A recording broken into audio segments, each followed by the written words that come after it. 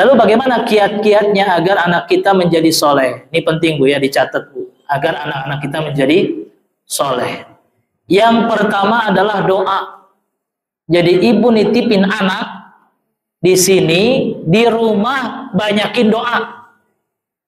Dalam sholat ibu, dalam tahajud ibu, dalam pertengahan malam, doain sama ibu.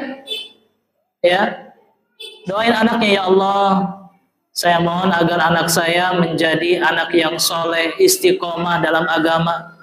Ya Allah, jadikan anak saya sebagai calon ulama. Ya Allah, jadikan anak saya menjadi calon orang sukses.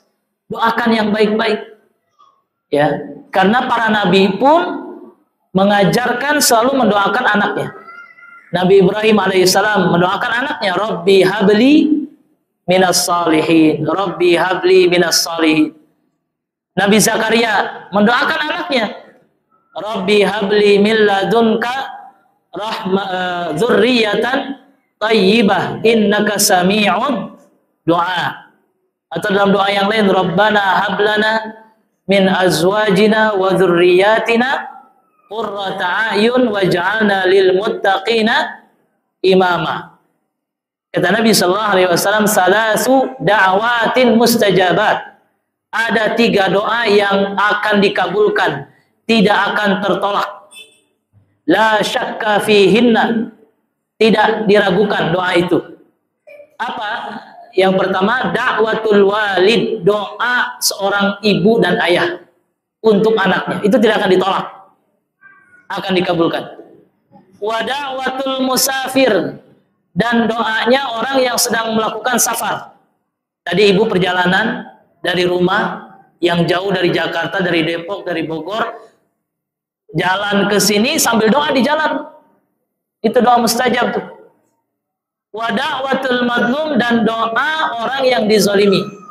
Itu nggak akan ditolak, akan dikabulkan. Itu tips yang pertama, doa. Tips yang kedua, ibu berharap anak ibu jadi soleh. Bukan hanya nuntut anaknya jadi soleh saja, ibu bapak pun harus jadi soleh. Karena menjadi teladan, menjadi panutan bagi anaknya. Ya, percuma ibu masukin ke pesantren sementara ayah ibu di rumah perilakunya pun masih belum benar. Gak akan bisa, harus matching, harus nyambung gitu. Ya. Ya. Sa'id ibnul Musayyib, salah seorang tabi'in, beliau sampai memperbanyak ibadahnya untuk anaknya. Beliau sampai beliau mengatakan, la azidanna fi sholati min ajlika. Wahai anakku, aku akan terus menambah sholatku. Ditambah sholatnya, sholat sunnahnya, li ajlika, min ajlika, karena engkau tuh, agar kamu menjadi soleh. Jadi kualitas ibadah ayah bunda di rumah pun harus ditingkatkan. Kalau pengen punya anak yang soleh, anaknya disuruh untuk menghafal Quran 30 juz di sini, ayah bunda juga di rumah harusnya sudah mulai menghafal. Ya, kalau anaknya pulang ke rumah, ajak menghafal bareng. Anaknya minta disimakin sama ayah bunda, luangkan waktu ayah bunda untuk menyimak hafalan anaknya agar sama-sama menjadi soleh. Begitu. Ketika Allah menceritakan perjalanan Nabi Musa dan belajar kepada Nabi Khidir, ya, di situ di salah satu kejadiannya di mana Nabi Khidir itu memperbaiki tembok bangunan anak-anak yatim. Ya. Diprotes sama Nabi Musa, kenapa Anda memperbaiki tembok bangunan yang akan roboh sementara warga di situ pelit-pelit? Apa kata Nabi Khidir? Sesungguhnya aku memperbaiki tembok ini karena di dalamnya ada harta peninggalan orang tuanya yang soleh. Ya, jadi sampai kenapa Nabi Khidir tergerak, terdorong untuk menolong anak yatim itu karena melihat orang tuanya yang soleh. Orang tuanya yang soleh, anaknya pun akan dijaga oleh Allah. Ya, sampai hak hartanya pun dijaga oleh Allah karena keberkahan dari orang tuanya yang soleh, begitu. Ya.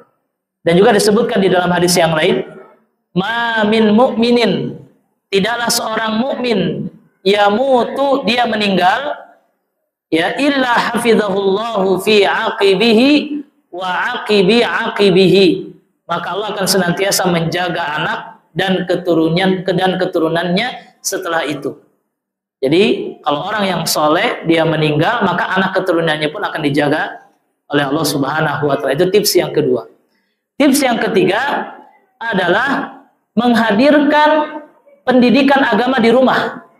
Contoh, ibu punya TV, awas ya, yang punya TV di rumah, berarti channel-channel TV-nya pun harus channel-channel yang Islami. Ya, channel-channel yang Islami. Ya, kalau berita ya yang standar lah ya, berita-berita silahkan. Kalau Bapak biasanya suka berita-berita. Channel yang diperbanyak ya channel-channel Islami.